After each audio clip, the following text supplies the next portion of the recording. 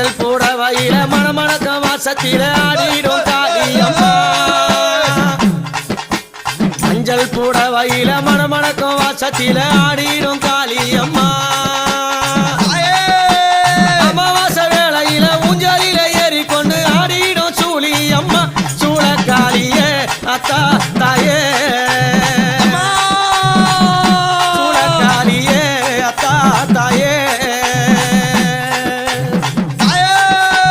கடலவனத்தினில நாகம்மா படம் எடுத்து நெளிந்திடும் சூழியம்மா